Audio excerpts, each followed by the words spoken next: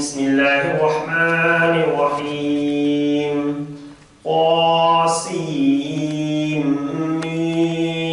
تلك آيات الكتاب المبين لعلك باخع نفسك ألا يكونوا مؤمنين إن نشأ ننزل عليهم من السماء آية فظلت أعناقهم لها خاضعين صدق الله العظيم. And he says, what's that Lord of the worlds that you talk about? You know, and so being very demeaning towards Allah subhanahu wa ta'ala. Now Musa alayhi salam says, قَالَ رَبُّ السَّمَاوَاتِ وَالْأَرْضِ وَمَا بَيْنَهُمَا إِن كُنتُم مُوقِنِينَ. He says that, you know, the Lord of the worlds, He is Lord of the heavens and the earth and whatever is in between the heavens and the earth. إِن كُنتُم مُوقِنِينَ. He says that if you have any faith, then you realize that He is Lord of the worlds. And so these few verses, they are talking about who is Lord of the worlds. You know, very, very succinctly, saying that Lord of the worlds is the one who is Lord of the heavens and the earth and everything that is in between. قَالَ لِمَنْ حَوْلَهُ أَلَا تَسْتَمِعُونَ. He says, Pharaoh said to those around him, do you not listen what he says? So in the way he's carrying on with his mockery, with his tongue-in-cheek. First he asked that question, so Musa in front of people, he says, what is this Lord of the worlds that you talk about? Yeah? And when Musa responded, rather than actually understanding what he's saying to people, oh, do you hear what he's saying? You know, why is he saying that? Because he is built this, instilled in people that I am your Lord. I am the one who brings the sun out. I am the one who's controlling things, and I'm the one who makes the rain to come down, who causes the rain to come down, the water to flow. And then when Musa Islam says the Lord of the worlds is Lord of the heavens and the earth and everything that's in between, he says to people, do you hear what he's saying? You know, do you get what he's saying? And then Musa Islam, rather than being intimidated, you know, because that's what he's trying to do, rather than actually being distracted by Pharaoh, he carries on with the message. He says, قَالَ رَبُّكُمْ وَرَبُّ آبَائِكُمُ الْأَوَّلِينَ. He says, Pharaoh, you know, Allah is always the Lord of the heavens and the earth and everything that's in between. But, more importantly, قَالَ رَبُّكُمْ. You know, these people that you're saying to people, that, you know, listen to what Musa is saying, he says, قَالَ رَبُّكُمْ. He is Lord of all of you. You know, and رَبُّ آبَائِكُمُ الْأَوَّلِينَ. Not only the Lord of all of you, He is Lord of your forefathers and your ancestors as well. You know, so sometimes people are very entrenched.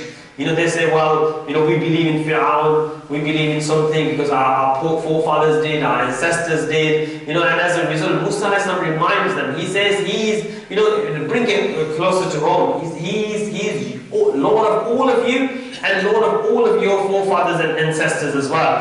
قَالَ إِنَّ رَسُولَكُمُ الَّذِي أُرْسِلَ إِلَيْكُمْ لَمَجْنُونَ. You know, and then he said, Pharaoh said, surely your Rasul, messenger who has been sent to you is a madman. So again, you know, he's got no response, and he says, then first he was trying to take the mick out of him. He's trying to be very, very colourful in his style, saying to people, oh, do you listen to what Musa is saying? And now when he's lost the argument, he says, oh, so, you know, this messenger who says that he's a messenger, he's Majnoon. You know, this has been constant kind of charge all the way from Adam alayhi salam to the Prophet Muhammad sallallahu alaihi wasallam. When people just couldn't really come up with anything, just say, oh, it's crazy man. You know, we can't really reason with him. He's the one who's lost the argument, but rather than actually acknowledging his own weakness, he says, oh, you know, it's crazy man. You know, and then Musa alayhi salam, again, not being intimidated by that, he says, قَالَ رَبُّكُمُ الْمَشْرِقِ وَالْمَغْرِبِ وَمَا بَيْنَهُمَا إِن كُنتُمْ تَعْقِلُونَ. He says, He is the Lord of the East and the West. You know, so and in kuntum ta'qilun, if you have any aql, if you have any intelligence, you will realize that it's not you who brings the sun out or makes the moon go down. Allah subhanahu wa ta'ala is is Lord of the Rabbul Mashriqi wa Rabbul Maghribi wa ma baynahuma in kuntum ta'qilun. So Musa alayhi salam goes back to his intelligence. He says, if you had any wisdom, then you'd have realized. Now, he's obviously lost all the argument. What do you think is going to happen next? Musa alayhi salam, he's won the argument, so there's no other option. And Pharaoh says, that's imprisonment. That's the only option we have. We can't have arguments with them, and as a result, he says that, the Pharaoh said, certainly if you worship someone else except me, then I shall throw you in the prison. That's what he says that. In a way, he's obviously trying to assert his authority to other people as well. Not only just talking about Musa alayhi salam, he says that, if you worship anyone except me, then I'm going to imprison you. Now Musa alayhi salam, isn't intimidated by that.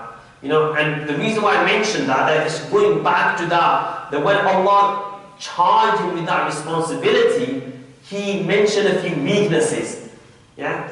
But it wasn't that, in the sense that he will not be eloquent and they got charged against them. But it's not that Musa alayhi salam felt that he wasn't ready for it. Otherwise, he's obviously showing all of these arguments, and he's showing his confidence. It was more about the fact that he didn't want Allah's mission to be taken a setback.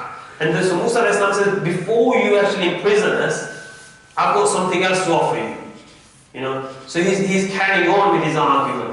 And then, so what's the thing that he's got to offer? He says, He says, how about even if I show you something, if I show you a sign, will you still imprison us? So now we've gone from actually having an argument, having a dialogue, we've gone to actually now show us what you've got. So before Pharaoh even says that, Musa himself offers it. He says, how about will you still imprison us if I show you something? So now again buying some time. So Pharaoh says, bring it if you're truthful. Bring it forth. Let's see. So Musa alayhi salam, then he says, and then he does something that you've heard many times. He says, what happens? Musa alayhi salam threw down his staff, his stick, his rod, and it became a big serpent. It became a kind of big snake.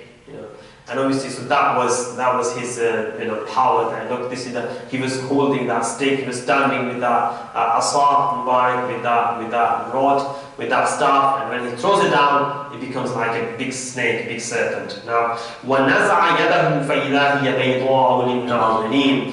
And then he drew out his hand from underneath his from his armpit, and it was shining white to all the beholders. So you've heard many times how Musa alayhi salam had a shining hand, white shining hand. So the first thing is that the two signs that he shows. He had two demands, and as a result, he backed it up with two arguments, and then he shows two signs. The second sign is that he takes his blessed hand underneath his armpit, he brings it out, and it's like shining, white shining. It's like to all the beholders, everyone can see. What do you think? Pharaoh's going to do now? So before he's lost the argument, he couldn't sustain dialogue, and he's like now completely bewildered. So he says, he says that to people that surely he is a skillful magician. So we've gone before, it was like crazy because of coming out with these arguments, this dialogue, and now that he's shown his skill, Pharaoh says clearly he's a very skillful, he acknowledges that he's actually a very skillful magician. And so what should we do? He consults his courtiers. And courtier says, يُرِيدُ أَن يُخْرِجَكُم مِّنْ عَرْضِكُم بِسِحْرِهِ فَمَاذَا تَأْمُرُونَ. He says, who desires to expel you from your land by power of his magic, what do you advise? He says that that he's showing this magic. And what he's going to do with this magic, he's trying to convince you, and he's going to expel you from your own land. Now he's taken the argument from himself to people, saying you people need to get behind me. Otherwise he's going to expel. You are my courtiers, my cabinet. You're enjoying all this position. But don't be silent. It's not just all about me. As a Pharaoh, because if I lose my position, he's going to take the land off you. So you need to now start thinking what you need to do. So now Pharaoh is taken to the next level. He's obviously shifted, so that it's not just focused on him, it's focused on other people as well. And then other people start giving advice, and listen to their advice. It says, and so they all said now, they said, keep him here and his brother. And what we'll do, we will get everyone together and we'll find the best magicians in town and we will bring them, and and they will show their magic as well. So inshallah, very quickly we will just end in a few moments. And then so يَأْتُوكَ بِكُلِّ سَحَّارٍ عَلِيمٍ, that's verse 37. Basically what I just explained, that they said bring the skillful magicians from around town. And فَجُمِعَ السَّحَرَةُ لِمِيقَاتِ يَوْمٍ مَعْلُومٍ. Then obviously they appointed a time. There's going to be a grand tournament where effectively it's like a gladiators show. The people from across town, the people from neighbouring towns, they're all going to come together. Then we've got a new magician in town, and there's going to be a big competition. And وَقِيلَ لِلنَّاسِ هَلْ أَنْتُمْ مُجْتَمِعُونَ. They said to each other, you're going to mujtami', you're going to bring people from across town. فَلَمَّا جَاءَ السَّحَرَةُ قَالُوا لِفِرْعَوْنَ أَيْنَ لَنَا لَأَجْرًا إِن كُنَّا نَحْنُ الْغَالِبِينَ. And then when the tournament started, Pharaoh is ready, everyone's there, and these magicians who had come, they said, oh, hold on, before we have a tournament, we've got a demand. We also want to ask. And it's quite interesting that actually they make their demand there and then, rather than actually before coming to the tournament. And their demand, they say, what are we going to get out of this? So because this is about saving the king and the cabinet. So you want to be saved, but what's in it for us? That we've come here. So obviously, usually they would just get, because they will take part in these tournaments and these competitions anyway, even beforehand, and they get some peanuts. But here, the stakes are quite high. And as a result, it's their time to milk it as well. So they say, what are we going to get out of it? And he's, he offers them the best thing that he had in his pocket. He says, he says, you'll be my courtiers, you'll become my cabinet members, you're going to be near me. That I am the Lord of here, Egypt, and you become my courtiers, my people. And then the competition starts, and then we'll see what happens inshallah next week. We pray to Allah subhanahu wa ta'ala that what we learned so far, that He enables us to actually draw the lessons that we have, how we learn so much in terms of the kind of the things that we come across on a daily basis. That sometimes we're given a task, we don't feel that we're ready for it, and we rather than actually perhaps going in blindly, seeking help from Allah subhanahu wa ta'ala, showing our weaknesses to Allah subhanahu wa ta'ala and asking for His help and His assistance. But also realizing that actually the challenges and opportunities that have come our way, the ultimate designer has designed those. It's just a coincidence that we've come across these challenges. There's a reason behind it, and we need to live up to those challenges, but with the help of Allah subhanahu wa ta'ala.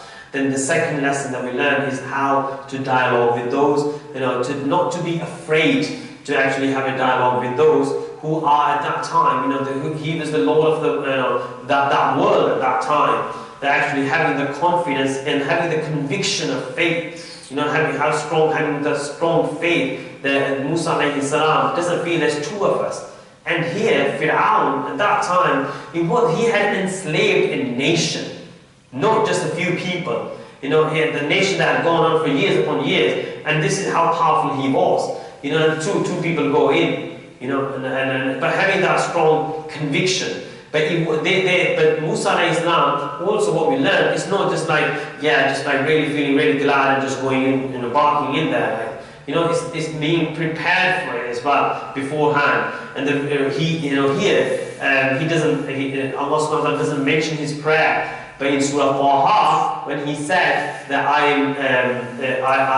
stammer, and there's inshallah next week we'll talk about, there's a reason he wasn't born with that stammer. Something happened, during his childhood, and as a result, he wasn't as eloquent then. And he prays to Allah subhanahu wa ta'ala. He says, all of that dua that we have. So it's like seeking help from Allah subhanahu wa ta'ala. Third lesson that we learn is that when you are having a dialogue, people are going to distract you. They'll come up with emotional blackmail. They'll come up with petty arguments, but not losing focus. And even when you have to respond to them, it's not just completely ignoring and just keeping on saying, these are my demands, and I'm just going to talk about them. It's not like that. Talking, trying to answer those questions that are most important first, and then intelligently bringing it back to your arguments, to your demands. As long as obviously they're right demands. Otherwise, everyone understand that when we want something, we just don't want to hear anything. It happens all the time in our homes. It's just like we just go focused on what we want. It's like engaging the other. It's not Musa Islam. It's not that he doesn't engage. He engages Pharaoh to the extent that each time Pharaoh loses, and then Pharaoh, then also the third lesson that we learn is actually is like not resorting to violence, not resorting to just show of power, acknowledging when you have lost. Then acknowledging that yes, the other one is right, and as a result, maybe I need to make amends, maybe I need to change my ways, maybe I need to do something different, rather than you saying I've lost everything else, now all I've got is my power that I need to show. And then fourth lesson that we learned, the Musa Islam first argued, it's not Musa Islam didn't say actually, didn't go to Pharaoh and say, look what I've got. Here is my staff, and look, it turns into a serpent, and I've got another sign, here it is. It's not like that. It's building up. That you don't need to use your, all the cards in your, in your stock. It's just like build it up and use them as and when they're necessary. So, so although usually we just read through it, we just go through it, it's like stories, like incident. It's not like that. Each word has some lessons for us if we draw from and take out some of those lessons, inshallah. وربنا تقبل منا إنك أنت السميع العليم وتب علينا إنك أنت التواب الرحيم. اللهم صل على سيدنا ومولانا محمد النبي